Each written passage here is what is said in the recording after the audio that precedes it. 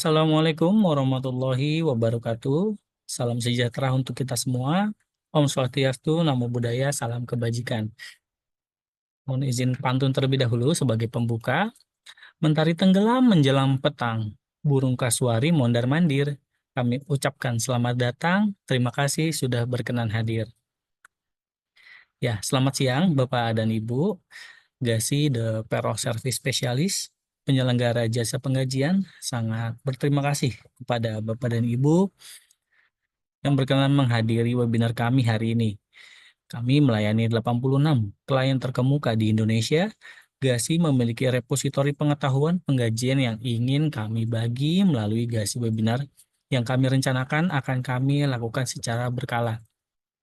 Dan topik yang akan kita bahas kali ini dikarenakan kita akan sudah mendekati tenggat waktu dalam melakukan pelaporan SPT tahunan orang pribadi, maka kita untuk webinar hari ini akan membahas kewajiban pengisian dan pelaporan SPT tahunan orang pribadi. Ya, telah hadir bersama saya ada Niken, Niki, serta Rizky selaku narasumber untuk kita bahas pada hari ini. Kemudian ada saya dan Ogi selaku moderator. Dan kita akan kupas tuntas mengenai kewajiban pengisian dan pelaporan SPT tahunan orang pribadi hari ini. Ya, sebelum kita bahas, dimohon Bapak dan Ibu berkenan mengizinkan kami untuk merampungkan penjelasan lebih dahulu sebelum kemudian kami buka sesi tanya jawab Bapak dan Ibu. Ya, dimohon juga Bapak dan Ibu sudah segera menuliskan pertanyaan Bapak dan Ibu pada kolom chat Zoom sejak bahkan saat ini. Dan nanti di sesi tanya jawab kami akan pilih pertanyaan yang terbanyak ditanyakan oleh Bapak dan Ibu, nanti akan kita dahulukan jawab. Pertanyaan yang tidak sempat kami kupas tuntas hari ini dengan senang hati akan kami jawab di kesempatan one-on-one session yang waktunya bisa kita sepakati bersama Bapak dan Ibu. Jadi silakan Bapak dan Ibu untuk apabila sudah memiliki pertanyaan mengenai topik webinar kita hari ini dapat langsung dituliskan pada kolom chat room. Lebih banyak pertanyaan yang akan yang Bapak dan Ibu tanyakan akan lebih mudah bagi kami untuk memahami penjelasan yang paling Bapak dan Ibu butuhkan. Ya, kami mohon izin juga mengingatkan kepada Bapak dan Ibu, kami akan memberikan sertifikat kehadiran bagi Bapak dan Ibu yang menghadiri webinar kami sekurang-kurangnya 1 jam. Jadi kami sangat berharap Bapak dan Ibu berkenan untuk terus mengikuti webinar kami hingga akhir. Ya, tidak perlu berlama-lama lagi, kita akan membahas webinar kali ini. Untuk pembahasan pertama, saya akan mengajukan pertanyaan kepada Niken. Halo, selamat siang Niken. Ya, selamat siang, Feby. Ya, baik, pada webinar kita kali ini mengenai pembahasan mengenai pelaporan pajak SPT tahunan orang pribadi. Boleh dijelaskan nih Ken aturan-aturan atau landasan mengenai pelaporan pajak SPT tahunan orang pribadi ini? Ya, terima kasih, Feby. Baik, Bapak dan Ibu. Selamat siang. Baik, saya akan menjelaskan untuk landasan dari peraturan yang mengatur pelaporan pajak SPT tahunan orang pribadi, di mana di sini Bapak dan Ibu dapat merujuk pada Undang-Undang Nomor 28 di tahun 2007 pada pasal 3 ayat 1, di mana di sini dijelaskan untuk setiap wajib pajak ini wajib mengisi surat pemberitahuannya itu dengan benar, lengkap, dan jelas. Kemudian dalam bahasa Indonesia dengan menggunakan huruf Latin, angka Arab, satuan mata uang rupiah, dan menandatangani serta menyampaikannya itu ke Direktorat Jenderal Pajak tempat wajib pajak tersebut itu terdaftar atau dikukuhkan atau tempat lain yang ditetapkan oleh Direktur Jenderal Pajak. Seperti itu landasan hukumnya, Feby. Ya, baik. Terima kasih Niken untuk penjelasannya, Bapak dan Ibu. itu adalah landasan-landasan atau aturan yang tadi sudah dijelaskan oleh Niken mengenai pelaporan SPT tahunan orang pribadi. Bapak dan Ibu bisa merujuk di Undang-Undang Nomor 28 Tahun 2007 Pasal 3 Ayat 1. Baik, Niken. Em, untuk selanjutnya, bolehkah Niken jelaskan mengenai kriteria wajib pajak yang wajib melakukan pelaporan pajak SPT tahunan orang pribadi, Niken? Ya, baik Feby, Bapak dan Ibu, untuk kriteria tersebut ini saya akan jelaskan terlebih dahulu. Yang pertama itu sudah pasti akan memiliki NPWP. Jadi seorang wajib pajak ini berkewajiban itu memiliki NPWP jika telah memenuhi syarat, itu ada dua, untuk syarat subjektif dan syarat objektif. Ini kita dapat merujuk pada Undang-Undang Nomor 28 Tahun 2007 pada pasal 2 ayat 1. Untuk wajib pajak ini yang telah memenuhi syarat subjektif dan objektif sesuai dengan ketentuan peraturan perundang-undangan, ini perpajakan dan wajib pajak ini mendaftarkan diri pada kantor Direktur Jenderal Pajak yang wilayah kerjanya itu meliputi tempat tinggal atau tempat kedudukan wajib pajak, dan nanti kepadanya itu diberikan nomor pokok wajib pajak. Yang dimaksud dengan syarat subjektif dan itu, jadi wajib pajak ini dikategorikan sebagai subjek pajak dalam negeri. Sedangkan untuk syarat objektif ini ketika wajib pajak itu memperoleh penghasilan yang dikategorikan sebagai objek pajak. Selain itu juga di tahun 2024 di sini ada peraturan terbaru, yaitu nomor Per 6/PJ tahun 2024 pada pasal 2 ayat 1, terhitung pada tanggal 1 Juli di tahun 2024, ini wajib pajak baik di tempat tinggal maupun tempat kedudukan ataupun juga di tempat kegiatan usaha menggunakan nomor induk kependudukan sebagai nomor pokok wajib pajak. Nomor pokok wajib pajak dengan format 16 digit dan nomor identitas tempat kegiatan usaha dalam layanan administrasi yang diselenggarakan oleh Direktorat Jenderal Pajak dan pihak lain. Selain itu juga pihak lain yang menyerahkan layanan administrasi yang mencantumkan nomor pokok wajib pajak harus menggunakan nomor pokok kependudukan sebagai nomor pokok wajib pajak dan nomor pokok wajib pajak dengan format 16 digit dalam layanan yang dimaksud. Seperti itu, Feby. Oke, baik.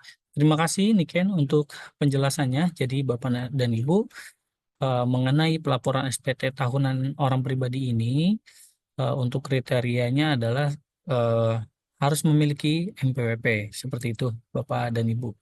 Dan untuk rujukannya tadi sudah disampaikan, ada di Undang-Undang Nomor 28 Tahun 2007 Pasal 2 Ayat 1, dan juga ada aturan baru di tahun lalu, yaitu di Per 6 PJ 2024 Pasal 2 Ayat 1. Baik, ya sebelum kita melanjutkan pembahasannya, mengingatkan kembali kepada Bapak dan Ibu, baik Bapak dan Ibu yang sudah dari awal maupun Bapak dan Ibu yang baru menghadiri webinar kami. Mengingatkan kembali bahwa Bapak dan Ibu bisa langsung menuliskan pertanyaan pada kolom chat Zoom. Nanti pertanyaan terbanyak akan kami bahas di sesi tanya jawab. Seperti itu. Baik, masih bersama dengan Niken. Ya, tadi Niken menjelaskan mengenai syarat ketika seorang wajib pajak harus melaporkan pajaknya itu ketika memiliki NPWP yang dikategorikan sebagai subjek pajak dalam negeri. Nah, agar lebih jelas, boleh dibantu dijelaskan Niken mengenai apa sih subjek pajak dalam negeri dan juga subjek pajak luar negeri, Niken? Ya, baik, Baby. Di sini saya akan menjelaskan perbedaan untuk subjek pajak dalam negeri dengan subjek pajak luar negeri.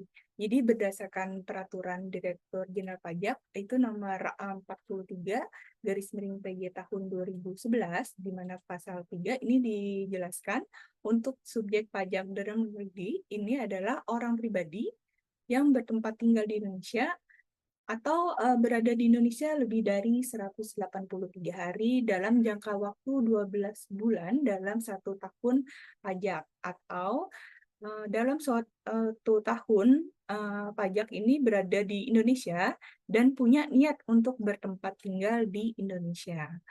Jika nanti badan tersebut ini didirikan atau bertempat kedudukan di Indonesia, dan warisan yang belum terbagi sebagai satu kesatuan menggantikan yang berhak.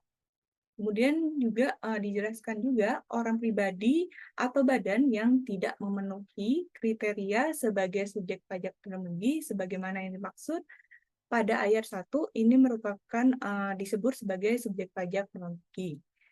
Kemudian dijelaskan di pasal ini, untuk orang pribadi yang merupakan subjek pajak dalam negeri, ini menjadi wajib pajak dalam negeri apabila telah menerima atau memperoleh penghasilan yang berasal dari Indonesia maupun dari luar Indonesia, dan besarannya itu melebihi penghasilan tidak kena pajak. Kemudian juga dijelaskan jika badan yang merupakan subjek pajak dalam negeri ini menjadi wajib pajak dalam negeri sejak saat didirikan atau bertempat kedudukan di Indonesia dan menerima penghasilan baik yang diterima atau diperoleh dari Indonesia maupun dari luar Indonesia. Sedangkan untuk subjek pajak luar negeri ini dijelaskan pada pasal 4 itu dijelaskan untuk subjek pajak luar negeri sebagai orang pribadi yang tidak bertempat tinggal di Indonesia dan orang pribadi tersebut tidak berada di Indonesia lebih dari 183 hari dalam jangka waktu 12 bulan dalam 1 tahun pajak, dan jika badan itu tidak didirikan dan tidak berkedudukan di Indonesia, yang menjalankan usaha atau melakukan kegiatannya itu melalui bentuk usaha tetap di Indonesia, atau ketika badan tersebut yang dapat menerima atau memperoleh itu penghasilan dari Indonesia tidak dari menjalankan usaha atau melakukan kegiatan melalui bentuk usaha tetap di Indonesia. Kemudian juga di sini dijelaskan kembali pengertian yang menerima atau memperoleh penghasilan dari Indonesia sebagaimana terdapat pada ayat 1 huruf B, itu meliputi pula tidak menerima atau memperoleh penghasilan dari Indonesia. Jadi jika perusahaan Bapak dan Ibu itu memiliki karyawan ekspat yang berada di Indonesia tidak lebih dari 183 hari dalam jangka waktu 12 bulan dalam 1 tahun masa pajak, kemudian tidak mempunyai NPWP, itu Bapak dan Ibu bisa sebutkan sebagai subjek pajak luar negeri. Dan itu tidak diwajibkan untuk melaporkan SPT tahunan orang pribadinya. Namun jika ekspatriat itu sudah memiliki NPWP dan sudah memiliki niat untuk bertempat tinggal di Indonesia lebih dari 183 hari dalam jangka waktu 12 bulan dalam 1 tahun masa pajak, itu diwajibkan untuk melaporkan SPT tahunan orang pribadi. Seperti itu penjelasannya, Feby. Ya, baik. Terima kasih Niken atas paparannya mengenai definisi dari subjek pajak dalam negeri dan juga subjek pajak luar negeri. Ya, oke. Kalau tadi kita sudah membahas beberapa landasan ya atau aturan-aturan, sekarang kita mulai ke pembahasan bagaimana terkait dengan pelaporannya. Nah, dari pelaporan SPT tahunan orang pribadi ini ada beberapa formulir yang harus Bapak dan Ibu isi gitu kan. Nah, di sini juga ada beberapa jenisnya dan Nike sendiri boleh dibantu mengenai penjelasan atau penggunaan dari tiap formulirnya diperuntukkan untuk siapa dan lain sebagainya. Silakan. Ya, terima kasih, Feby. Ya, baik Bapak dan Ibu, sebelum saya menjelaskan jenis formulir apa saja sih untuk pelaporan SPT tahunan orang pribadi, hal yang pertama yang harus Bapak dan Ibu lakukan, yaitu Bapak dan Ibu dapat melakukan download pada bukti potong 1721A1 itu pada DJP online. Untuk cara melakukan download di DJP online nanti akan dijelaskan pada agenda selanjutnya. Baik, di sini kenapa kita perlu melakukan download terlebih dahulu untuk 172111 agar lebih memudahkan bagi Bapak dan Ibu dalam pengisian untuk formulir SPT tahunan orang pribadi. Karena pada bukti potong 172111 ini sudah tertera penghasilan karyawan selama 1 tahun. Baik, langsung saja. Di sini saya akan menjelaskan untuk formulir itu terdapat 3 jenis. Yang pertama yaitu formulir 1770 SS atau kita sebut sebagai sangat sederhana. Kenapa ini sangat sederhana? Karena untuk jenis formulir ini diperuntukkan untuk wajib pajak pribadi dengan penghasilan tahunan kurang dari atau sama dengan 60 juta dan yang bekerja hanya pada satu pemberi kerja saja.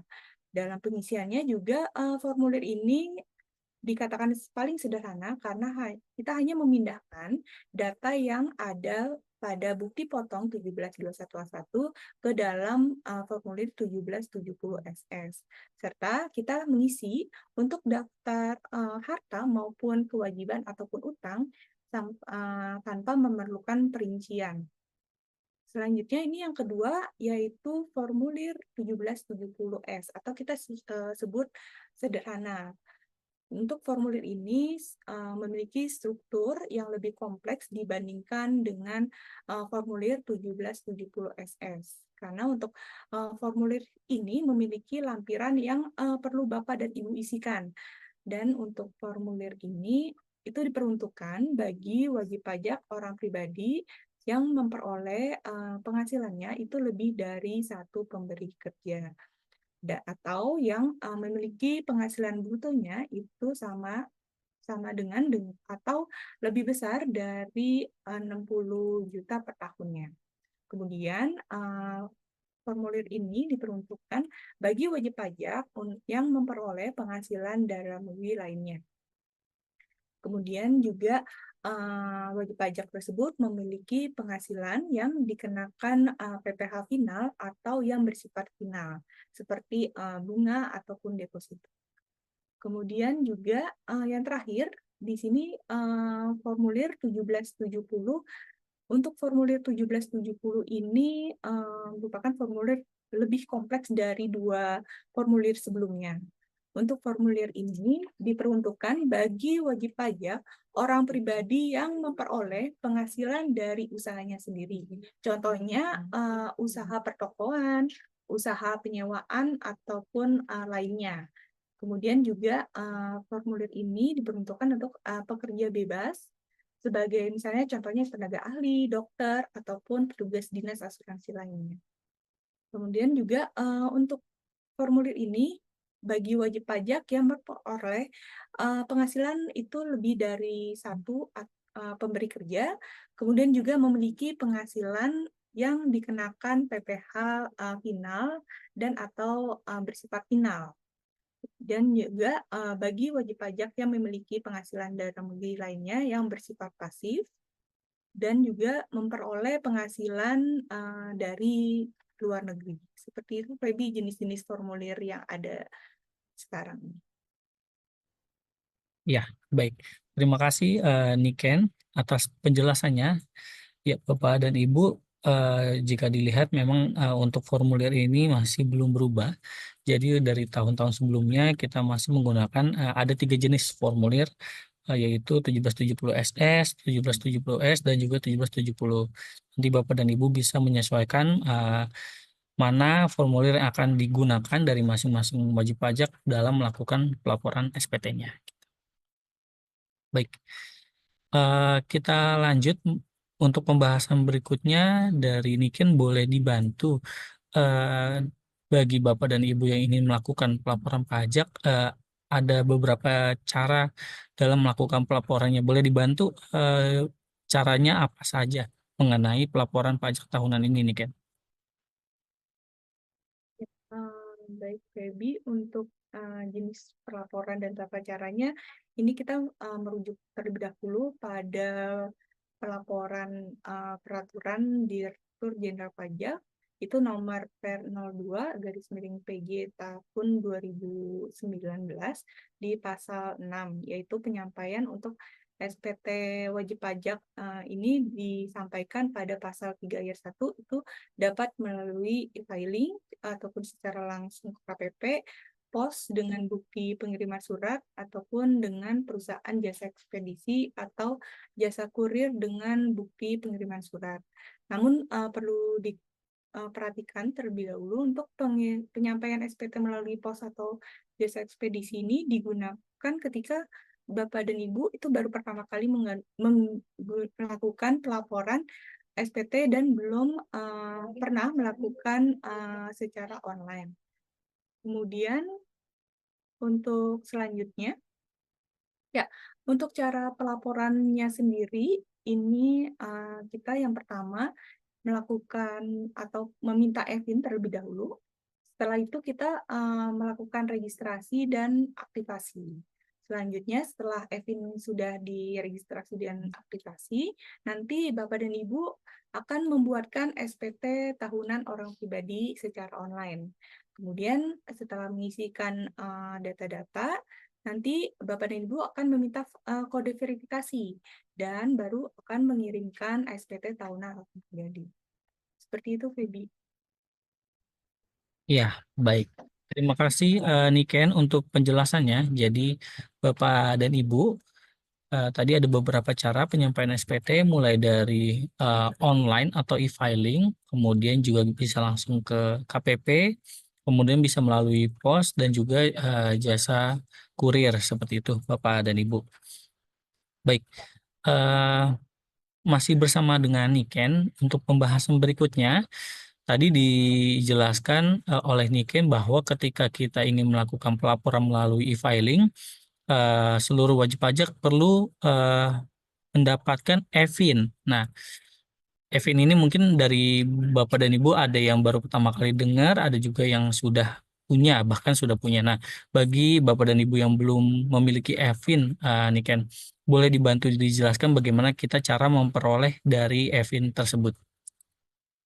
Ya, terima kasih, Feby. Jadi, Bapak dan Ibu, sebelum kita melakukan lapor SPT tahunan pribadi secara online, jadi Bapak dan Ibu perlu memastikan sudah mendapatkan e-fin.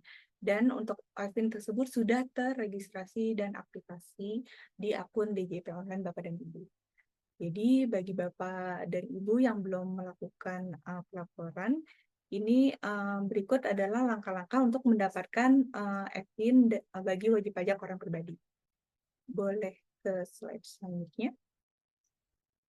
Ya, untuk mendapatkan e-fin, Bapak dan Ibu perlu mengisikan formulir yang dapat diunduh pada DJP Online. Kemudian ini merupakan contoh formulirnya. Jadi pada bagian wajib pajak, ini permohonan ini perlu diisikan dan diajukan. Untuk wajib pajak orang pribadi, ini dapat mengisikan di bagian A, di mana untuk pengisian bagian A ini, Bapak dan Ibu dapat mengisikan data diri seperti NPWP, nama, tempat lahir, dan lainnya dengan jelas. Untuk kolom e-fin itu Bapak dan Ibu dikosongkan terlebih dahulu. Kemudian, ya, pada bagian B, isi untuk nomor telepon dan alamat email yang masih aktif. Karena kalau dari sini DJP nanti akan mengirimkan dari nomor telepon ataupun alamat email yang masih aktif dan mengirimkan untuk kode e-fin-nya melalui email tersebut. Selanjutnya nanti Bapak dan Ibu lakukan untuk tulis nama dan tempat serta tanggalnya. Ya, baik. Kemudian setelah mengisikan untuk formulir e-fin tersebut, Bapak dan Ibu dapat membawa formulir e-fin tersebut beserta dengan dokumen-dokumen yang dibutuhkan itu ke KPP terdekat. Untuk permohonan aktivasi e-fin ini tidak dapat diwakilkan oleh orang lain, jadi harus Bapak dan Ibu sendiri. Untuk persyaratan dan dokumen-dokumen yang harus dibawakan Bapak dan Ibu ke KPP, ini yaitu formulir yang sudah Bapak dan Ibu isi, kemudian juga membawa untuk fotokopi KTP bagi WNI, kemudian kitas atau kitab bagi WNA, kemudian juga fotokopi untuk NPWP-nya. Selain ya, boleh ke selanjutnya. Ya. Jadi ketika sudah mengajukan EVIN dan EVIN tersebut itu bisa langsung diaktifasi melalui situs DJP online. Jadi untuk situs DJP online ini Bapak dan Ibu bisa masuk terlebih dahulu, kemudian nanti Bapak dan Ibu klik daftar di sini. Ya, selanjutnya setelah itu Bapak bisa dan Ibu bisa memasukkan nomor NPWP, EVIN, kemudian kode keamanan dan atau kode CAPTCHA yang muncul. Kemudian klik submit.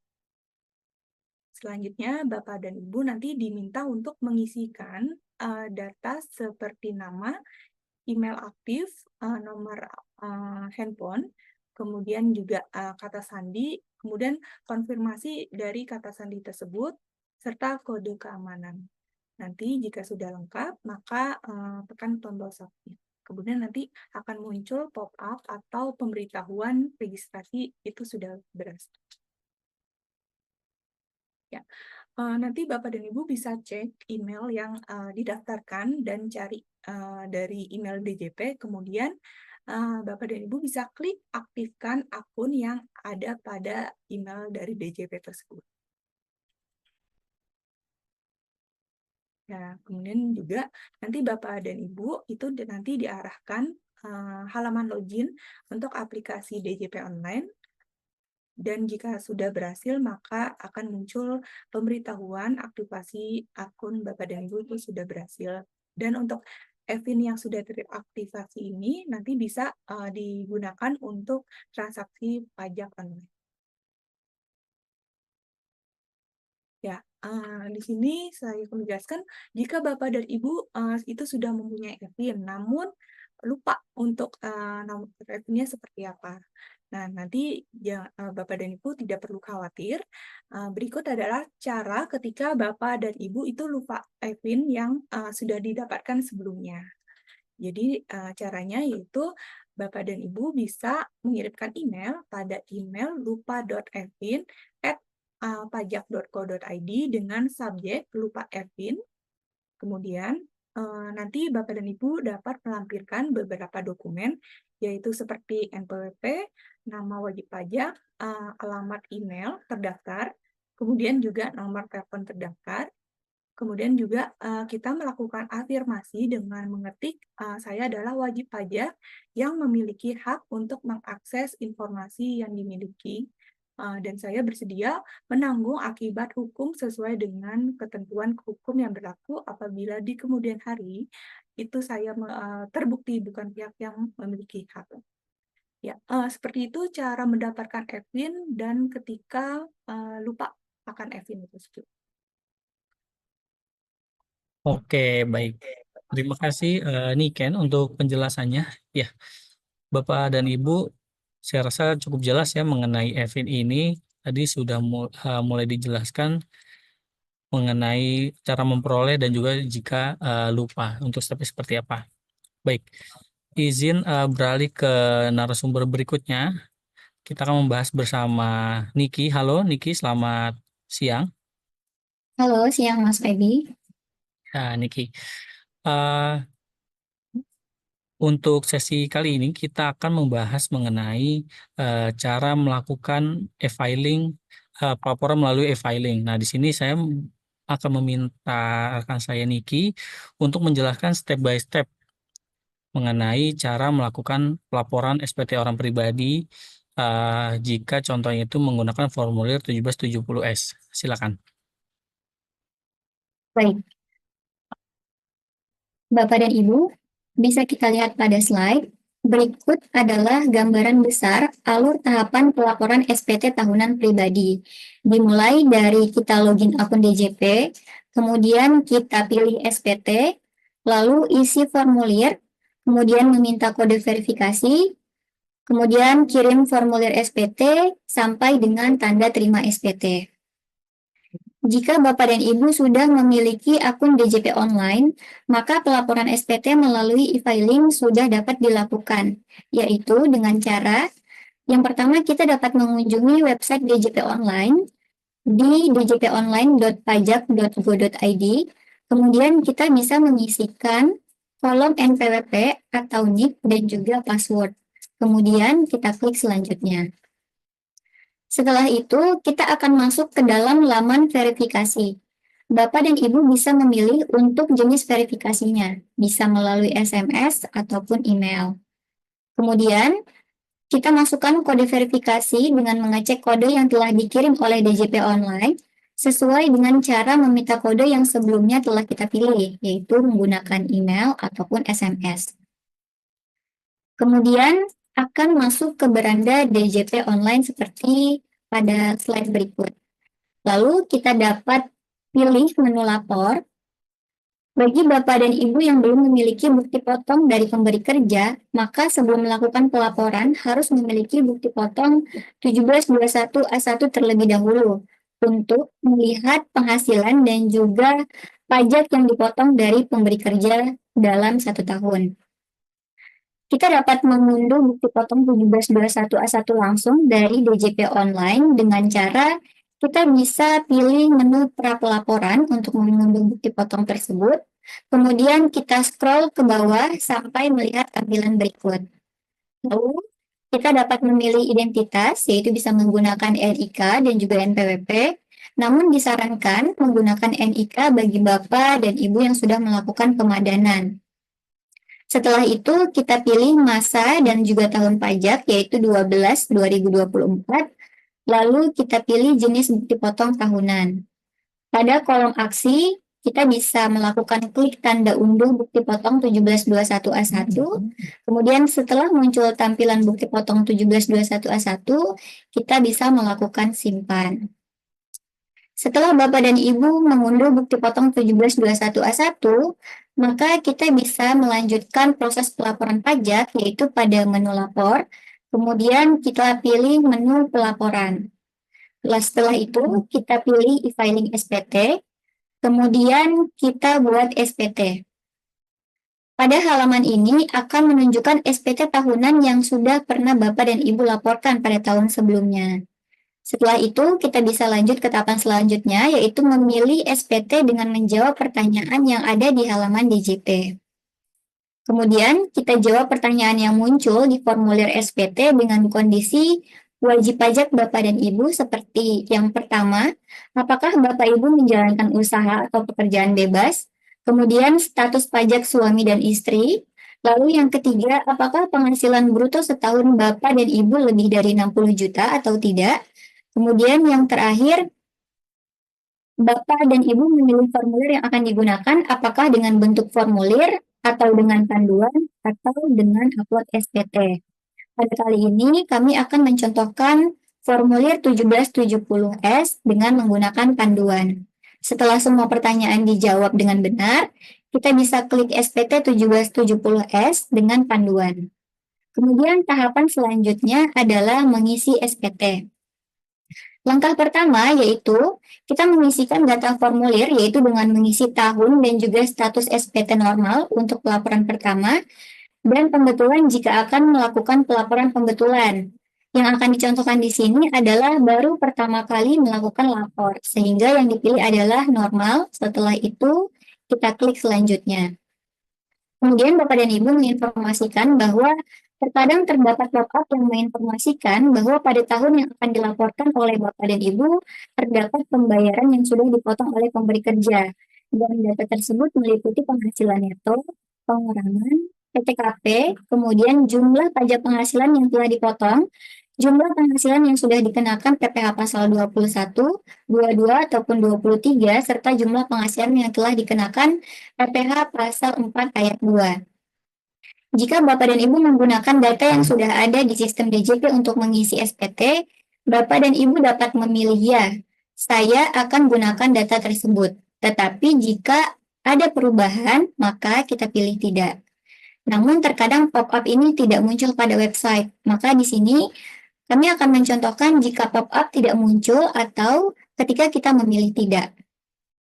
Pada tampilan berikut, jika belum tercantum data bukti potong, maka kita dapat lengkapi dengan bukti potong yang ada dengan cara melakukan klik tambah, kemudian isikan formulir bukti potong 1721A1 dari pemberi kerja.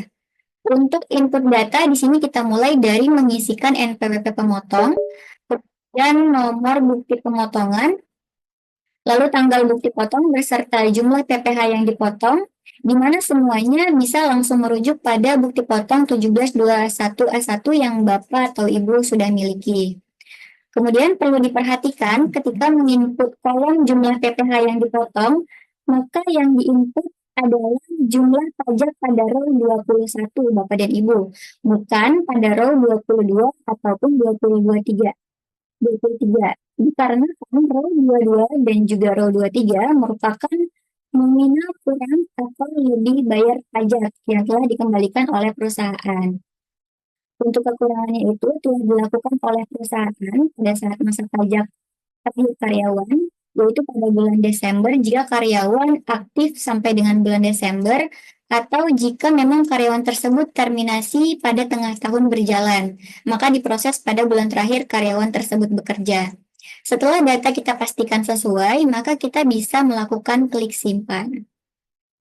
Pastikan data yang Bapak dan Ibu input telah tercantum, kemudian kita bisa klik selanjutnya. Kemudian, kita bisa memasukkan penghasilan neto sesuai dengan bukti potong 1721A1 yang Bapak Ibu miliki. Kemudian kita klik selanjutnya. Lalu langkah selanjutnya akan terdapat pertanyaan mengenai penghasilan dalam negeri lainnya. Jika ada,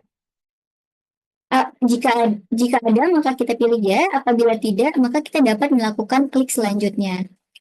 Kemudian akan terdapat pertanyaan mengenai penghasilan luar negeri jika ada. Apabila tidak ada, maka kita klik selanjutnya.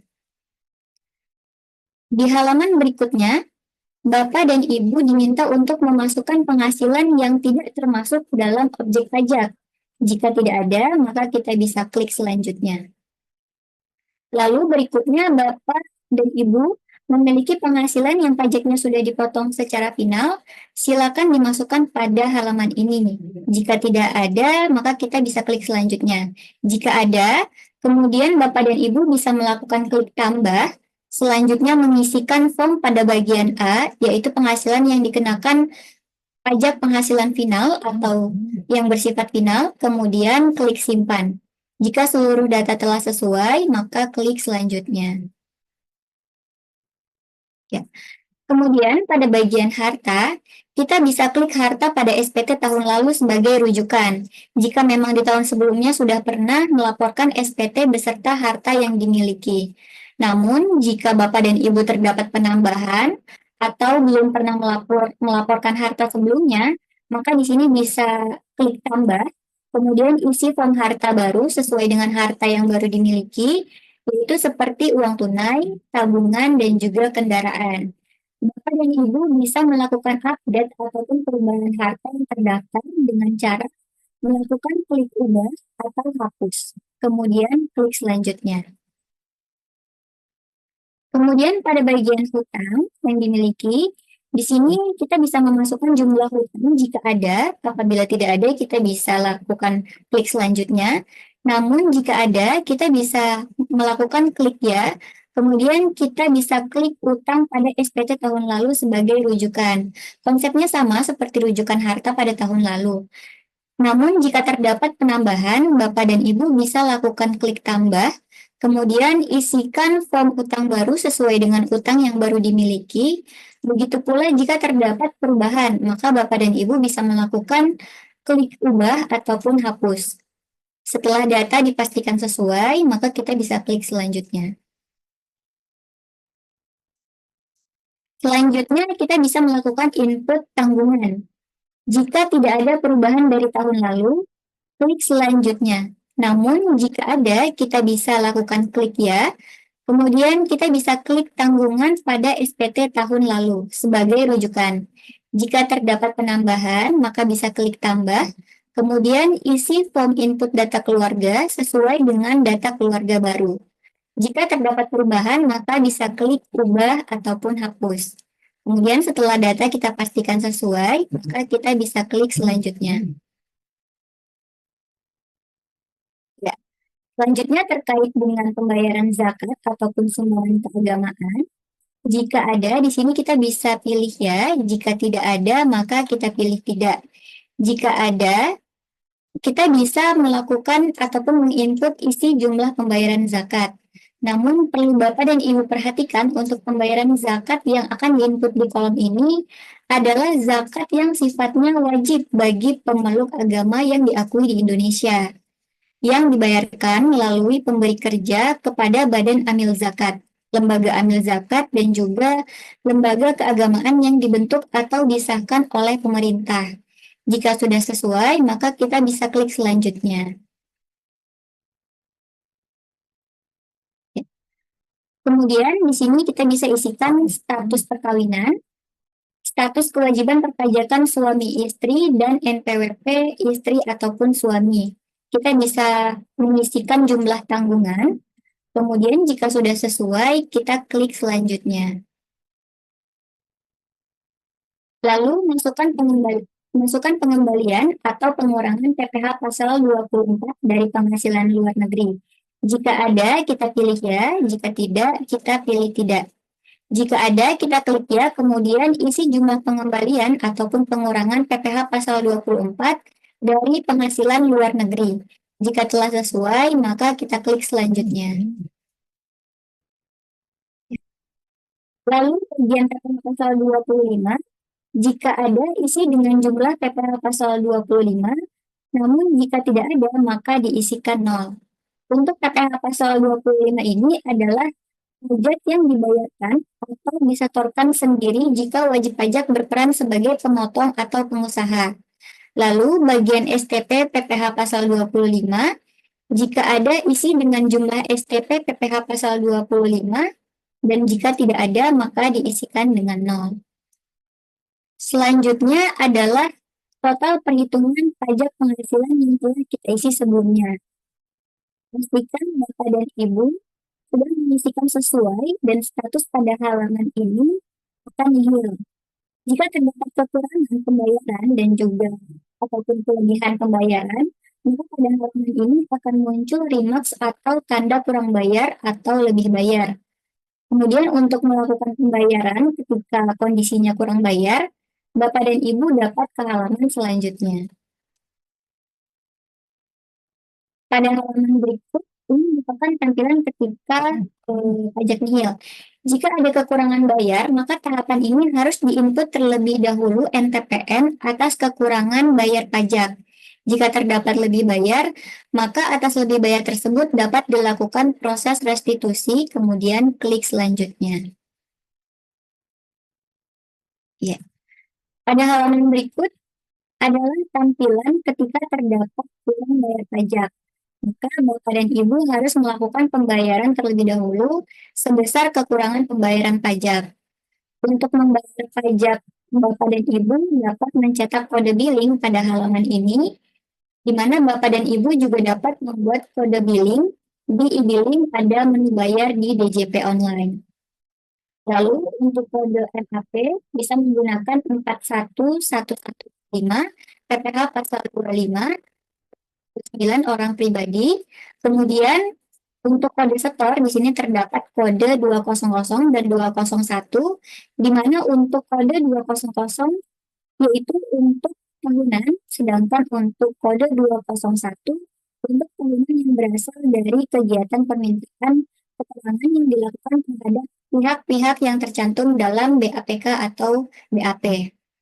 Kemudian jika kita sudah isikan, kita bisa klik kode setornya. Lalu setelah itu bisa langsung dibuat kode billingnya. Lalu ini adalah tampilan ketika sudah melakukan pembayaran.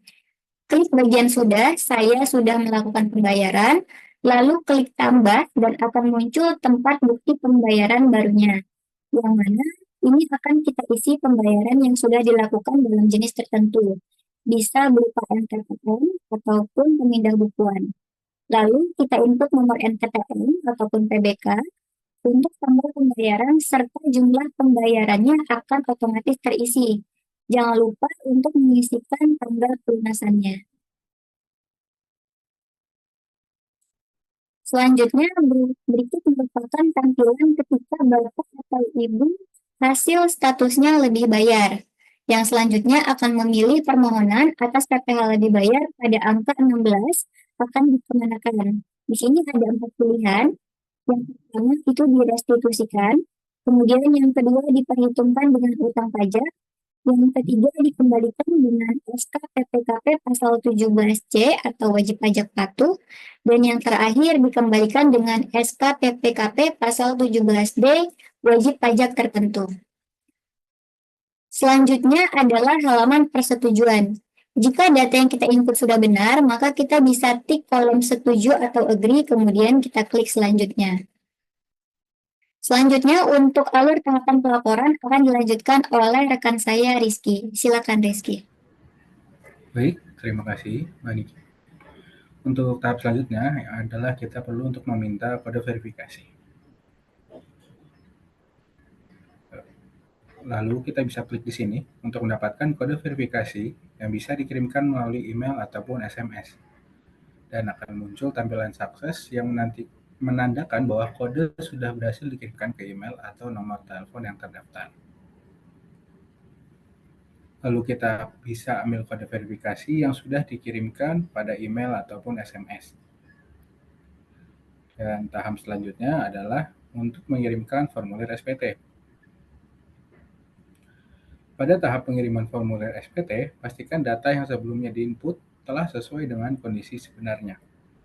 Apabila di kemudian hari terdapat kesalahan sehingga perlu dilakukan pembetulan, maka perlu menjadi perhatian ketika pembetulan dilakukan lebih dari tanggal yang telah ditentukan. Maka akan ada denda setor pajak ketika status pajak setelah dilakukan pembetulan berubah menjadi kurang bayar. Kemudian akan ada denda lapor karena melewati tanggal terakhir lapor pembetulan.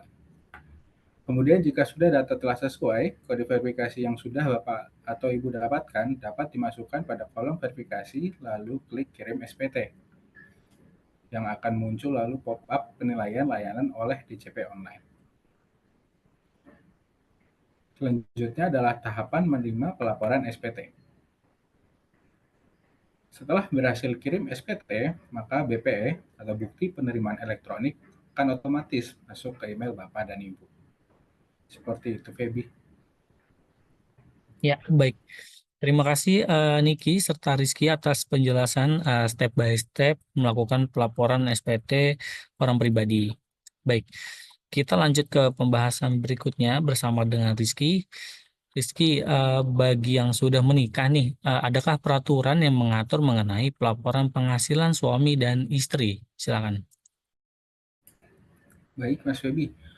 Untuk peraturan yang mengatur mengenai pelaporan penghasilan suami dan istri ini diatur di Undang-Undang Nomor 36 Tahun 2008 Pasal 8, yang pada ayat 2 menyatakan penghasilan suami istri akan dikenai pajak secara terpisah apabila suami istri telah hidup berpisah berdasarkan putusan hakim, dikehendaki secara tertulis oleh suami istri berdasarkan perjanjian pemisahan harta dan penghasilan, dikehendaki oleh istri yang memilih untuk menjalankan hak dan kewajiban perpajakannya sendiri.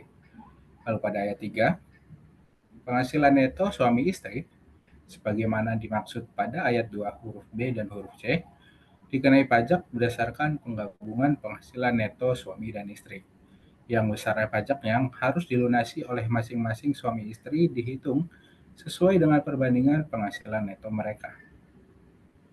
Seperti itu, Feby. Oke, baik. Terima kasih Rizky untuk penjelasannya. Ya, kalau tadi mengenai peraturan Rizky, boleh dibantu mengenai cara berhitung ketika penghasilannya itu digabung antara suami dan istri dan juga apabila hartanya dipisah. Silakan. Baik, pada slide ini Bapak dan Ibu kita bisa lihat contoh perhitungan ketika NPWP terpisah, yaitu PH pisah harta ataupun MT memilih terpisah. Pertama yang perlu dilakukan adalah menggabungkan atau menjumlahkan penghasilan neto dan penghasilan tidak kena pajak, yang kemudian akan mendapatkan hasil penghasilan kena pajak dari suami dan istri. Selanjutnya kita hitungkan sesuai tarif pajaknya dan mendapatkan pajak penghasilan terutang gabungan sebagai dasar perhitungan proporsi suami dan istri. Untuk mengetahui proporsi dari suami dan istri didapat dari penghasilan neto suami dan istri yang kemudian dibagi jumlah gabungan penghasilan neto, kemudian dikalikan dengan pajak penghasilan terutang gabungan yang hasilnya dikurangkan dengan pajak yang sudah dipotong dari masing-masing suami istri. Sehingga akhirnya akan mendapatkan kurang bayar dari masing-masing suami istri, dan kurang bayar ini akan dibayarkan terlebih dahulu sebelum dilaporkan ke SPT tahunan menggunakan e-billing. Lalu pada slide selanjutnya, ini adalah contoh pelaporan apabila NPP-nya digabung. Untuk pengisian penghasilan neto ini diisikan hanya dari penghasilan neto suami yang kemudian dikurangkan dengan penghasilan tidak kena pajak. Selanjutnya akan mendapatkan hasil penghasilan kena pajak yang akan dihitungkan dengan tarif pajaknya sehingga menghasilkan pajak terutang. Sedangkan untuk penghasilan neto istri dan yang sudah dipotong PPh 21 diisi pada lampiran 2 bagian A nomor 13 di bagian PPh final. Gitu, Febi. Ya, baik. Terima kasih Rizky untuk penjelasannya mengenai cara berhitung MPP suami dan istri. Ya, Bapak dan Ibu, ini sudah di penghujung pembahasan. Sebelumnya nanti saya akan meminta Rizky untuk memberikan summary atas webinar kita hari ini. Namun sebelum itu, mengingatkan kembali kepada Bapak dan Ibu yang masih memiliki pertanyaan, dapat menuliskan pertanyaan pada kolom chat Zoom. Nanti pertanyaan terbanyak akan kita prioritaskan untuk membahas bersama. Dan jika terdapat pertanyaan yang belum kami sempat jawab pada sesi Q&A hari ini, dengan senang hati akan kami layani pada one-on-one session, dan waktu terpisah kita akan sepakati bersama. Jadi silakan Bapak dan Ibu untuk menanyakan sebelum masuk ke sesi tanya jawab. Baik, Rizky boleh dibantu mengenai ringkasan atau summary atas webinar kita hari ini. Silakan. Baik, Mas Yogi, terima kasih. Untuk rangkuman ataupun kesimpulan dari sesi siang hari ini, yang pertama, melaporkan SPT tahunan merupakan kewajiban bagi wajib pajak yang memiliki penghasilan, baik wajib pajak orang pribadi maupun wajib pajak badan. Terdapat 3 jenis formulir SPT tahunan orang pribadi, yaitu formulir SPT 1770S, SPT 1770SS, dan SPT 1770 yang digunakan sesuai dengan jumlah penghasilan baik pribadi maupun pengusaha. Pelaporan SPT tahunan orang pribadi memiliki batas waktu yang telah ditetapkan paling lambat 3 bulan setelah batas akhir tahun pajak, yaitu hingga tanggal 31 Maret. Setiap wajib pajak yang melanggar atau lalai dalam melakukan pelaporan SPT tahunan akan dikenakan sanksi, yaitu denda telat lapor SPT tahunan bagi wajib pajak orang pribadi sebesar Rp100.000, dan untuk denda telat bayar pajak tergantung dari nilai suku bunga acuan pada saat terjadi keterlambatan. Dikalikan kurang bayar pajaknya, kemudian dikalikan lagi dengan jumlah bulan sampai dengan kurang bayar tersebut dilunasi. Begitu kesimpulannya, Mas Febi. Oke, baik. Terima kasih Rizky untuk ringkasan atas webinar kita hari ini. Ya, Bapak dan Ibu, jelang kita akan memasuki sesi tanya jawab, rekan saya Ogi nanti akan membacakan pertanyaan yang telah Bapak dan Ibu tanyakan pada kolom chat Zoom. Silakan Ogi. Ya, baik. Terima kasih, Febi. Dan terima kasih juga Bapak Ibu untuk sebelumnya atas pertanyaan yang telah Bapak Ibu tuliskan pada kolom chat Zoom. Saya akan membacakan pertanyaan terpilih untuk kita bahas bersama. Baik, untuk pertanyaan pertama ada pertanyaan dari Ibu Rindah Tiarasari. Siang Gasitif, Untuk kolom PPh yang dipotong atau dipungut itu diambil dalam poin 18 pada bukti potong PPh 21 karena adanya lebih bayar. Silakan teman-teman untuk menjawab pertanyaan dari Ibu Dinda. Baik. Mohon izin saya menjawab pertanyaan dari Ibu Rinda terkait dengan pajak penghasilan yang diinput pada SPT tahunan orang pribadi. Sebagaimana yang telah kita ketahui Bapak dan Ibu, karena per tahun 2024 ini terdapat perubahan format bukti potong 1721A1, maka sebelum melakukan pelaporan, kita harus memastikan terlebih dahulu bahwa angka pajak yang kita input pada pelaporan SPT tahunan itu adalah angka yang berada pada bukti potong 1721A1, yaitu pada baris 21, agar nantinya tidak terdapat kurang ataupun lebih bayar pajak. Kemudian untuk neto itu kita bisa input untuk angka yang terdapat pada baris 15. Demikian. Oke. Ya, terima kasih Niki. Jadi Bapak dan Ibu tadi sudah dijelaskan oleh rekan saya Niki bahwa untuk per tahun 2024 ini terdapat perubahan format dalam bukti potong 1721A1. Jadi untuk pada saat pelaporan dipastikan terlebih dahulu angka yang diinput itu adalah angka yang berada pada row 21. Baik, untuk pertanyaan selanjutnya ada pertanyaan dari Ibu Dina Imelda. Pertanyaannya adalah, selamat siang Gasiers. Dengan penerapan TER ini, bukti potong karyawan akan terlihat lebih atau kurang bayar. Seperti kita ketahui bahwa ini adalah ini sudah difinalisasi di gaji Desember sehingga aktualnya nihil. Tetapi pada saat sebagian karyawan mengisi SPT, jumlah pajak setahun langsung terisi di DJP sehingga tertulis bahwa ada lebih bayar. Bagaimana cara untuk mengubah menjadi nihil? Terima kasih. Ya, baik teman-teman, silakan untuk dapat menjawab pertanyaan dari Ibu Dina. Ya, izinkan saya menjawab pertanyaan dari Ibu Dina. Ya, untuk pada bagian pengisian nanti di bagian daftar pemotong atau pemungut PPh oleh pihak lain dan PPh yang ditanggung pemerintah itu dipastikan yang diinput itu sudah sesuai dengan jumlah PPh yang dipotong atau dipungut. Kalau dari SPT 1721A1 itu bisa merujuk pada SPT Row 21. Jadi untuk jumlah total SPT Row 22 dijumlahkan dengan SPT Row 23 itu akan menghasilkan yang sama dengan SPT Row 21.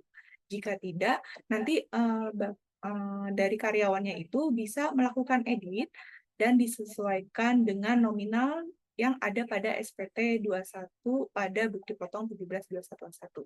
Seperti itu, Ogi. Ya, terima kasih Niken atas jawabannya. Jadi Bapak dan Ibu, tadi sudah kembali dijelaskan, ini hampir sama seperti sebelumnya, pertanyaan sebelumnya. Jadi pada bagian saat kita pelaporan, yang kita isikan adalah pada bagian pemotongan itu di row 21, angka yang di row 21. Namun jika tidak, maka Bapak dan Ibu bisa edit dan sesuaikan nominalnya dengan SPT row 21 pada bukti potong 1721A1. Baik. Untuk pertanyaan selanjutnya, terdapat pertanyaan dari Ibu Prawesti. Jika suami istri masih mempunyai NPWP terpisah, sebaiknya diajukan penggabungan atau tetap pelaporan dilakukan terpisah. Baik, silakan teman-teman. Ya, baik. Untuk pertanyaan dari Ibu Prawesti, ini jika memang tidak terdapat kebutuhan untuk pisah ataupun memilih terpisah, ini dapat dilakukan penggabungan NPWP dengan suaminya saja. Jadi agar tidak terdapat kurang bayar pada saat lapor pribadi. Nantinya jika sudah digabungkan, maka nanti yang wajib melaporkan itu hanya suami saja. Sedangkan untuk penghasilan istri nanti dianggap sebagai penghasilan final dan hanya sebagai referensinya saja. Seperti itu. Ya, baik.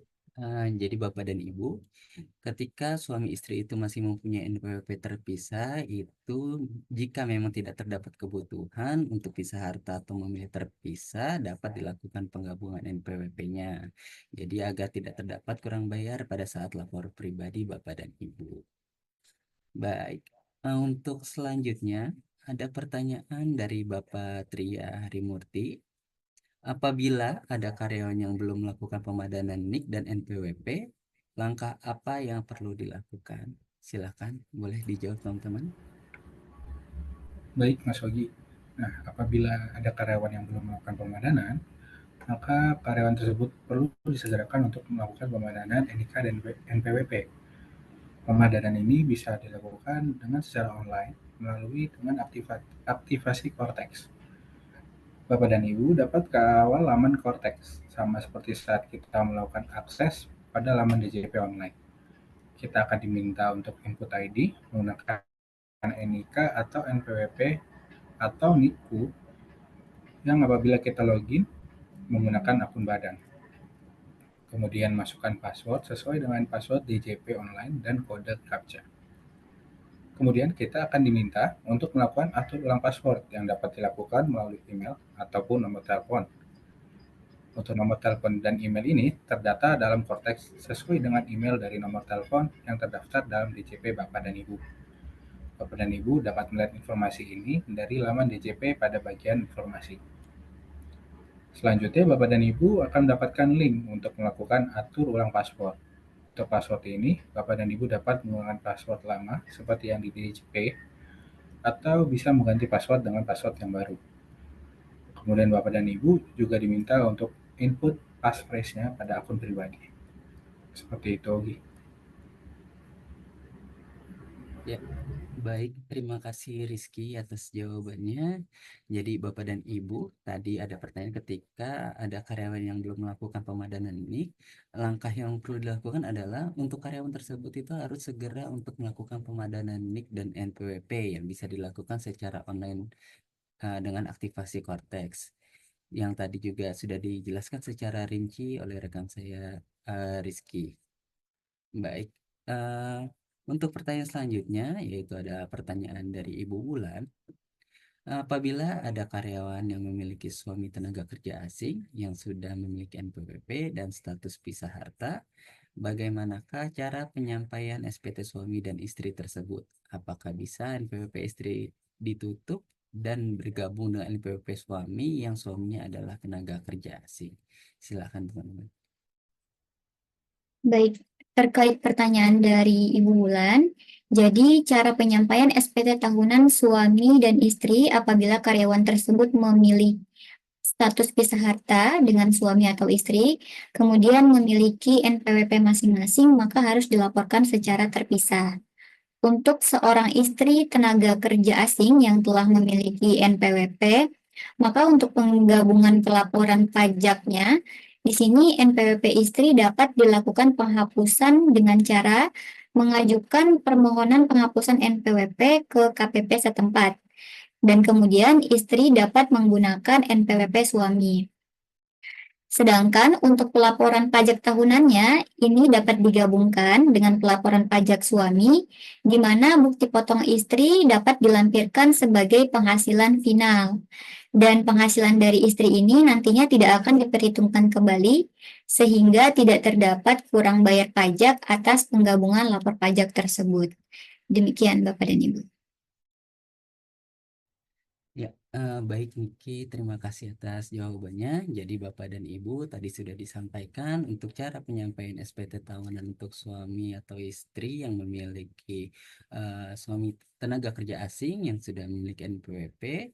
Jadi apabila karyawan tersebut memiliki status pisah harta, itu uh, bisa dilaporkan atau harus dilaporkan secara terpisah. Dan untuk istri seorang tenaga kerja asing, untuk penggabungan pelaporan pajak NPWP istri dapat dilakukan penghapusan dengan mengajukan permohonan penghapusan NPWP ke KPP setempat.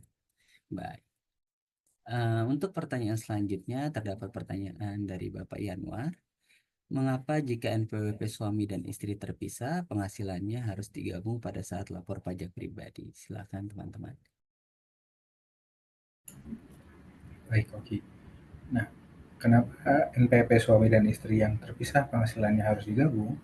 Karena hal tersebut sudah diatur pada berdasarkan Undang-Undang Nomor 36 Tahun 2008 Pasal 8, yang pada ayat 2, penghasilan suami istri dikenai pajak secara terpisah apabila a. Suami istri telah hidup berpisah berdasarkan keputusan hakim, dikehendaki secara tertulis oleh suami istri berdasarkan perjanjian pemisahan harta dan penghasilan, dikehendaki oleh istri yang memilih untuk menjalankan hak dan kewajiban perpajakannya sendiri. Lalu pada ayat 3 menyatakan penghasilan neto suami istri sebagaimana dimaksud pada ayat 2 huruf B dan huruf C dikenai pajak berdasarkan penggabungan penghasilan neto suami dan istri. Dan besarnya pajak yang harus dilunasi oleh masing-masing suami istri dihitung sesuai dengan perbandingan penghasilan neto mereka. Sehingga, walaupun pelaporan pajak dilakukan secara terpisah, namun untuk jumlah penghasilan suami dan istri harus tetap digabungkan untuk diperhitungkan kembali dan diketahui kekurangan bayar pajak dari masing-masing penghasilan yang diterima. Seperti itu Bapak dan Ibu.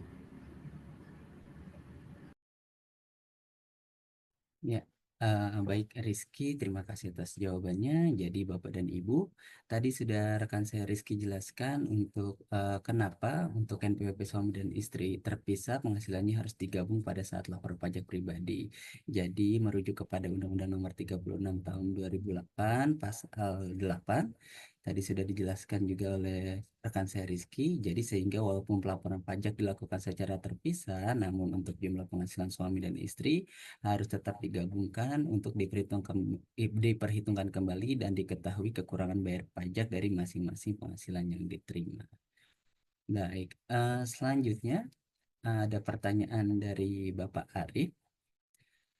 Pada SPT di nomor 23 terdapat keterangan PPh pasal 21 kurang bayar atau lebih bayar masa pajak terakhir. Angkanya minus, apa artinya? Apakah terdapat PPh pasal 21 terutang yang harus kita bayarkan sendiri? Baik, silakan teman-teman untuk dapat dijawab. Ya, baik, saya akan bantu menjawab pertanyaan dari Bapak Arif. Jadi sejak tahun 2024 ini terdapat perubahan format dalam bukti potong di 1721A1 sesuai dengan Per 2 tahun garis miring PJ tahun 2024, di mana itu terdapat pendetailan informasi mengenai pajak yang sudah dipotong dari Januari sampai dengan November. Itu Bapak dan Ibu bisa lihat di row 22A, yaitu pada bukti potong 1721A1. Jadi untuk angka yang berada pada row 23A ini merupakan angka sisa yang sudah dibayarkan atau sudah dikembalikan kepada Bapak dan Ibu di bulan Desember.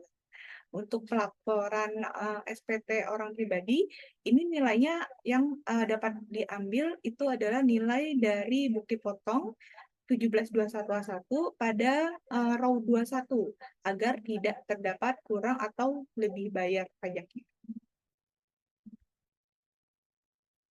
Ya, terima kasih Niken atas jawabannya. Jadi Bapak dan Ibu, mungkin ini sama seperti jawaban untuk pertanyaan nomor 1 dan 2 tadi. Jadi untuk sejak tahun 2024 ini terdapat perubahan format pada bukti 1721A1 sesuai dengan Per 2 PJ 2024. Jadi untuk pendetailan informasi pajak yang sudah dipotong dari Januari sampai dengan November itu terdapat pada row 22A. Jadi angka yang berada pada row 23A adalah angka sisa yang sudah dibayarkan atau sudah dikembalikan pada Bapak Ibu di bulan Desember 2024. Baik, untuk pertanyaan selanjutnya terdapat pertanyaan dari Ibu Deli. Pertanyaannya itu, jika NPWP suami dan istri digabung, besar kemungkinan akan terdapat lebih bayar pajak. Silakan dijawab oleh Baik, pertanyaan ini masih berkaitan dengan penggabungan NPWP suami dan istri. Jadi, Bapak dan Ibu, sebelumnya perlu kita pahami bahwa sistem perpajakan Indonesia, suami dan istri dianggap sebagai satu kesatuan ekonomi. Dengan demikian, pemenuhan kewajiban perpajakannya, termasuk NPWP, idealnya menjadi satu. atau kita dapat sebut sebagai NPWP gabungan, di mana hanya memiliki satu NPWP saja, yaitu NPWP kepala keluarga. Dalam hal ini adalah suami.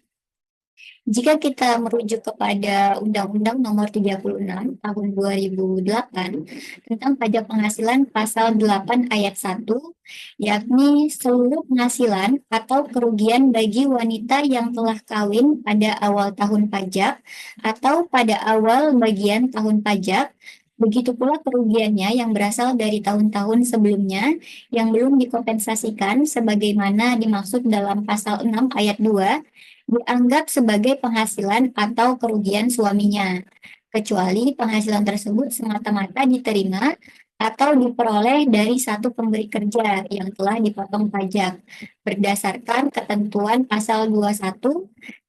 Pekerjaan tersebut tidak ada hubungannya dengan usaha atau pekerjaan bebas suami atau anggota keluarga lainnya.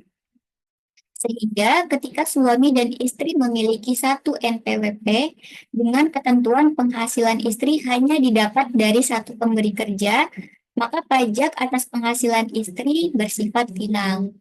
Dengan demikian, Bapak dan Ibu, tidak akan terdapat implikasi lebih bayar atau membayar pajak penghasilan orang pribadi ketika NPWP suami dan istri digabung, selama suami tidak mendapatkan penghasilan lain selain dari pemberi kerja dan istri mendapatkan penghasilan hanya dari satu pemberi kerja.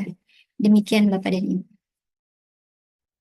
Baik, terima kasih Niki atas jawabannya. Jadi Bapak dan Ibu tadi sudah disampaikan bahwa sistem perpajakan Indonesia itu suami istri itu dianggap sebagai satu kesatuan ekonomi. Jadi tadi sudah juga dijelaskan bahwa merujuk kepada Undang-Undang Nomor 36 Tahun 2008 tentang pajak penghasilan pasal 8 ayat 1 yang tadi juga sudah dijelaskan oleh Niki, dan juga dengan demikian tidak terdapat implikasi lebih bayar atau kurang bayar pajak penghasilan orang pribadi ketika NPWP suami dan istri digabung selama suami tidak mendapatkan penghasilan lain selain dari pemberi kerja. Baik, untuk pertanyaan selanjutnya, pertanyaan dari Ibu Nia, bagaimana jika wajib pajak lupa atau hilang EVIN? Silakan teman-teman. Ya, baik, izinkan saya menjawab. Ya, untuk jika lupa EVIN itu tadi sudah sempat dijelaskan, itu Ibu bisa merujuk pada dengan mengirimkan untuk email yaitu lupa.evin@pajak.go.id. Kemudian nanti email dari wajib pajak orang pribadi nanti mengetik untuk subjek emailnya itu adalah lupa Evin.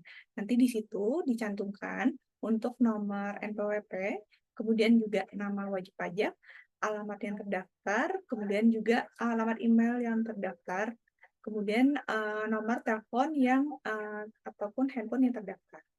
Kemudian nanti di badan email itu perlu Ibu tuliskan afirmasi yang kita ketik untuk saya menyatakan bahwa saya adalah wajib pajak yang memiliki hak untuk mengakses informasi yang diminta. Kemudian saya bersedia menanggung akibat hukum sesuai dengan ketentuan hukum yang berlaku, dan apabila di kemudian hari saya terbukti bukan pihak yang memiliki hak. Seperti itu. Ya, terima kasih Niken atas jawabannya.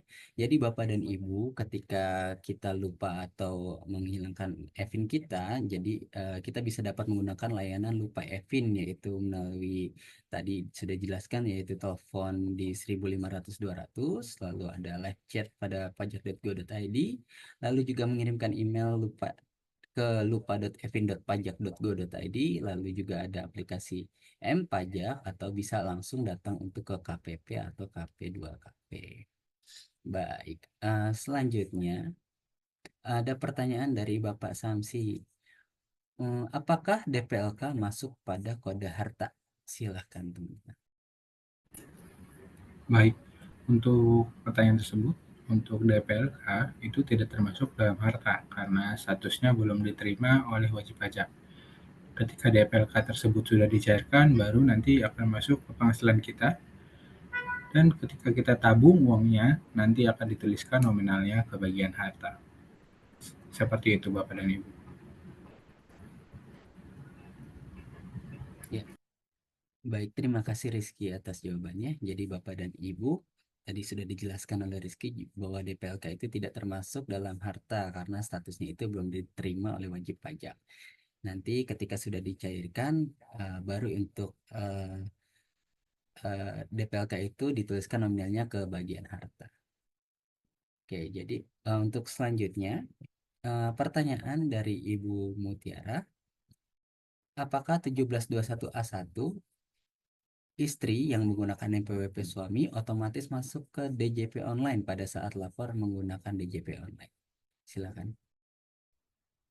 Baik, untuk pertanyaan dari Ibu Tiara, di sini jika data istri sebelumnya sudah diinput dalam FTU, maka Bapak dan Ibu silakan akses aktivasi akun wajib pajak itu bisa melalui https://cortexdjp.pajak.go.id registration strip portal /ID /digital access request. Namun, jika istri belum didaftarkan ke dalam FTU di akun Cortex milik suami, maka istri bisa memilih menu pengguna baru. Daftar di sini, kemudian pilih hanya registrasi. Untuk 1721A1 istri, di sini tidak serta-merta otomatis masuk ke e-filing.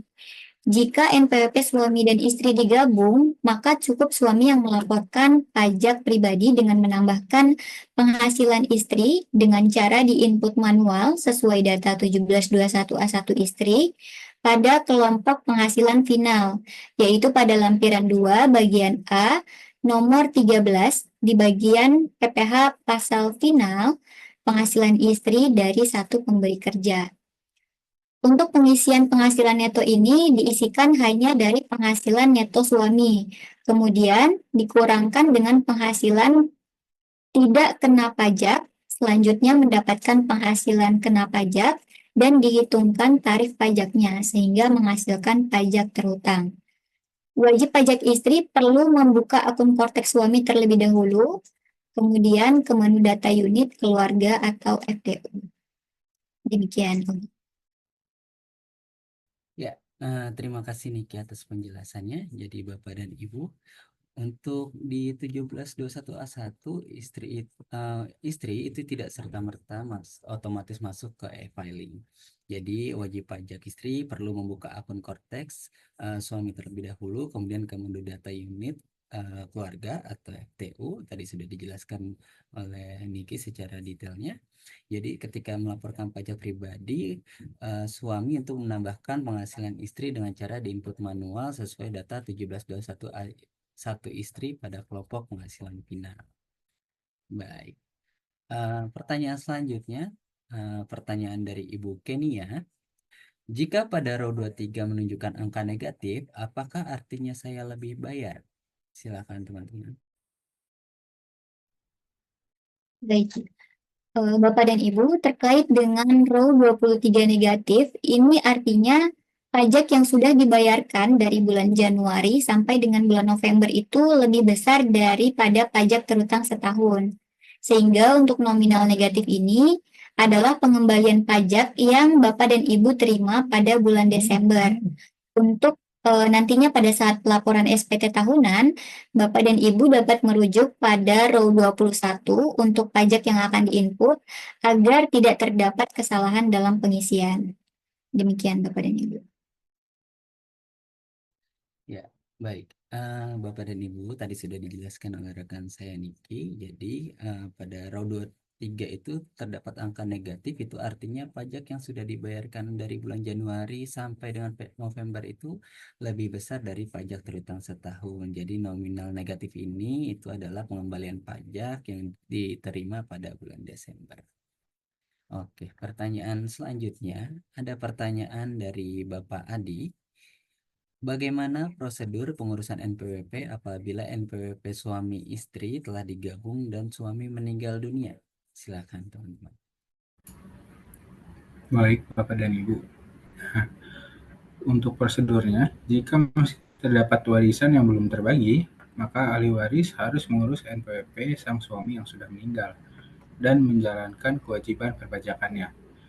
Namun yang menjadi pengganti nama sang suami yang meninggal tersebut adalah warisan yang belum terbagi. Jika warisan dari suami tersebut sudah dibagi dan istri status perpajakannya sudah memenuhi syarat objektif dan subjektif sebagai wajib pajak, maka sang istri tersebut harus segera membuat NPWP dan menjalankan kewajiban perpajakannya sendiri. Seperti itu Bapak dan Ibu.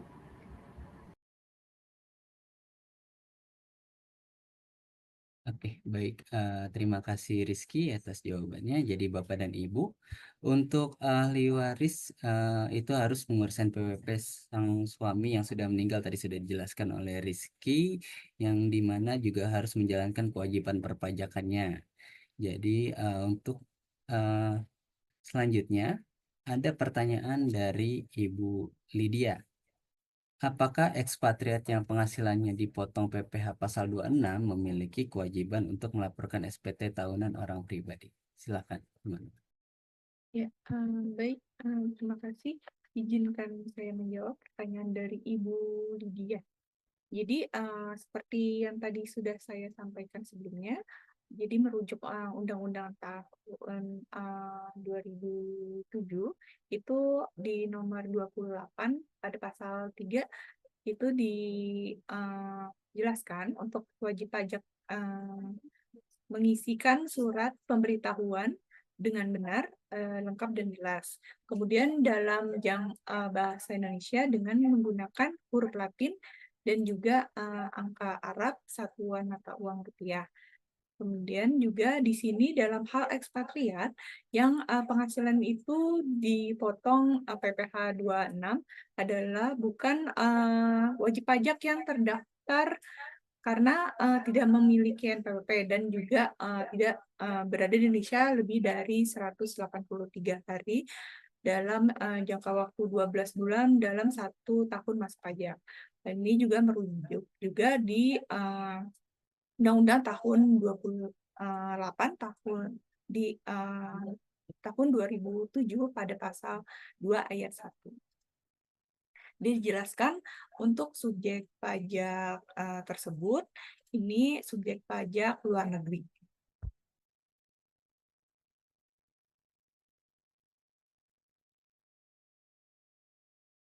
Ya, terima kasih Niken atas jawabannya. Jadi dan Bapak dan Ibu, untuk ekspatriat yang penghasilannya dipotong pada PPh pasal 26, untuk merujuk kepada Undang-Undang Nomor 28 tahun 2007 tadi sudah disampaikan oleh Niken, yaitu dapat disimpulkan bahwa hanya wajib pajak yang terdaftar saja yang wajib melaporkan SPT tahunan orang pribadi.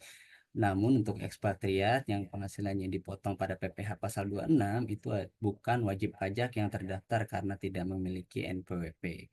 Jadi dengan demikian ekspatriat yang penghasilannya dipotong PPh pasal 26 tidak memiliki kewajiban untuk melaporkan SPT tahunan orang pribadi. Baik, selanjutnya ada pertanyaan dari Bapak Rahmat. Apakah pelaporan pajak ekspatriat yang baru memiliki kewajiban pajak subjektif di tengah tahun selalu berstatus lebih bayar? Silakan teman-teman. Baik, Bapak dan Ibu, jika kita merujuk pada peraturan Direktur Jenderal Pajak nomor Per 16 TJ 2016, yaitu pada pasal 14 ayat 6, yakni dalam hal kewajiban pajak subjektif pegawai tetap hanya meliputi bagian tahun pajak, maka perhitungan PPh pasal 21 yang terhutang untuk bagian tahun pajak tersebut dihitung berdasarkan penghasilan kena pajak yang disetahunkan, sebanding dengan jumlah bulan dalam bagian tahun pajak yang bersangkutan. Artinya, kewajiban pajak subjektif pegawai dihitung sesuai penghasilan kapan pajak yang disetahunkan. Adapun ketika ekspatriat akan melaporkan SPT tahunan orang pribadi, pelaporannya harus dilakukan dengan cara mengakumulasi penghasilan neto pada setiap formulir 1721A1 yang diterima di tahun tersebut. Hal ini terdapat pada SPT tahunan 1770S, bagian penghasilan neto angka 1, penghasilan dalam negeri sehubungan dengan pekerjaan. Jadi dengan demikian, Bapak dan Ibu, pelaporan pajak ekspatriat yang baru memiliki kewajiban pajak subjektif di tengah tahun selalu berstatus lebih bayar karena terdapat perbedaan cara menghitung PPh pasal 21 yang dipotong setiap bulan yang perhitungannya disetahunkan. Sehingga nilai pajaknya akan lebih besar dibandingkan dengan cara menghitung pajak penghasilan yang terhutang pada saat melaporkan SPT tahunan orang pribadi, yang perhitungannya dilakukan dengan mengakumulasi penghasilan neto yang diterima. Demikian Bapak dan Ibu.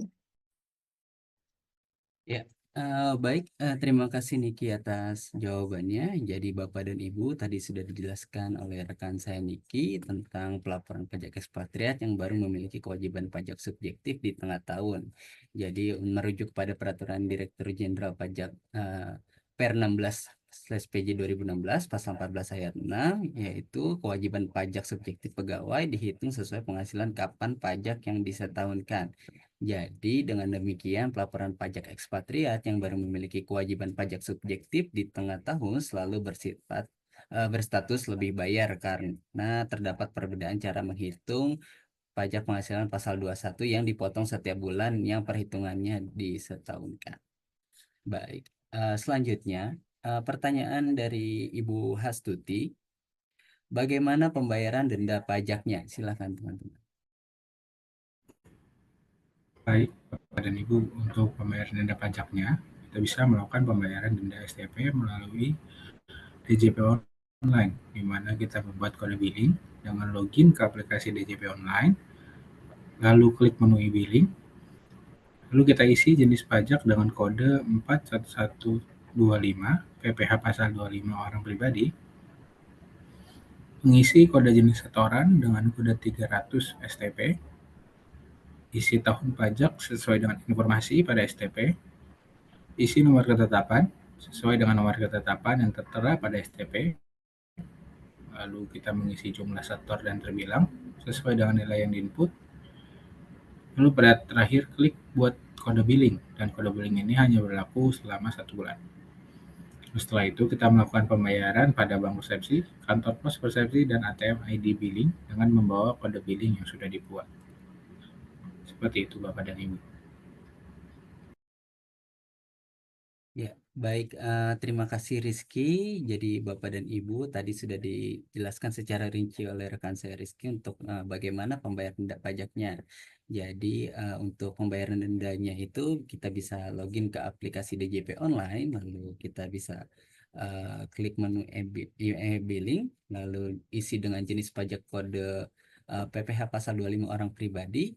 Lalu kita bisa juga isi kode jenis setorannya dengan kode 300 STP dan setelahnya yang tadi sudah dijelaskan oleh rekan saya Rizky. Baik, pertanyaan selanjutnya, terdapat pertanyaan dari Bapak Ridwan. Apa saja kriteria harta dan utang atau kewajiban yang wajib dicantumkan dalam formulir lapor pajak tahunan orang pribadi? Silakan teman-teman. Ya, baik, Rogi, terima kasih.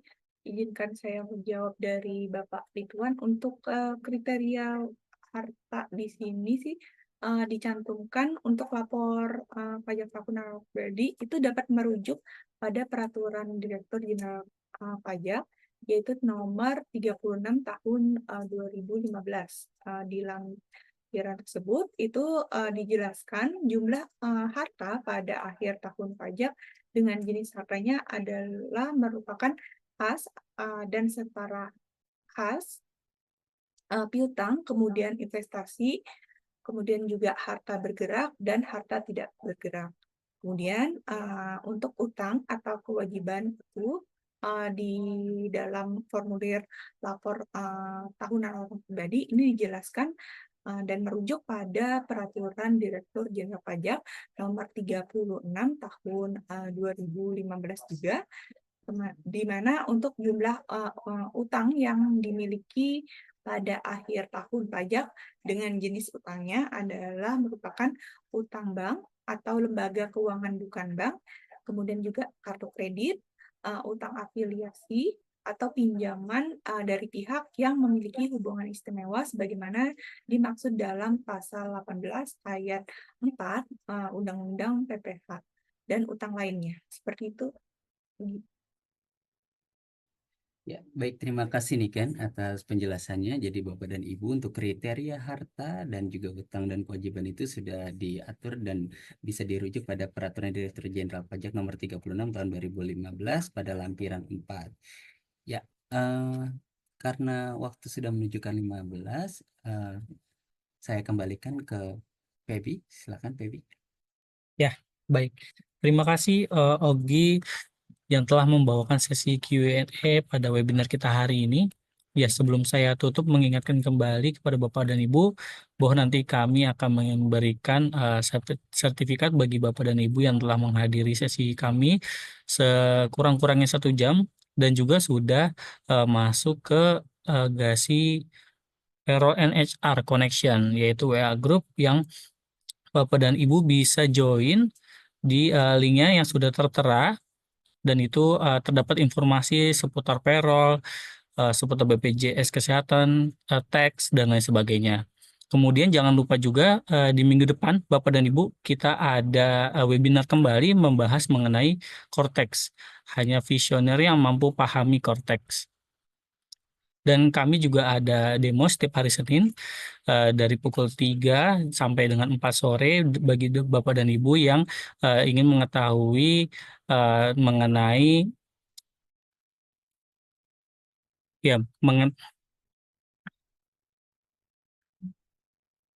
mengenai produk payroll kami. Ya, Bapak dan Ibu, usai sudah webinar kami berbagi tips and trik penggajian hari ini, berharap bermanfaat bagi Bapak dan Ibu. Izinkan kami sampaikan bahwa kami akan mengirimkan link materi serta rekaman webinar hari ini yang dapat Bapak dan Ibu akses pada website kami. Lalu kemudian kami mohon kepada Bapak dan Ibu berkenan untuk mengisikan post survei setelah meninggalkan Zoom webinar ini. Terutama untuk kami lalu menjadi paham bagaimana kami bisa menyelenggarakan webinar yang lebih baik. Karena memang kami berencana akan menjalankan webinar GASI berbagi pengetahuan penggajian secara berkala. Dan kami akan lalu menjadi lebih paham topik penggajian apa yang paling relevan bagi Bapak dan Ibu. Ya, mohon juga menyampaikan bagi Bapak dan Ibu yang masih memiliki pertanyaan dan atau membutuhkan layanan GASI, silakan Bapak dan Ibu menghubungi kami dan amat senang hati akan kami layani. Selamat siang Bapak dan Ibu, terima kasih telah berkenan hadir. Dan sampai bertemu di sesi GASI webinar berikutnya. Jalan-jalan ke Cikini, pulang-pulang membawa lukisan. Saya akhiri acara hari ini. Terima kasih, semoga acaranya berkesan. Selamat sore.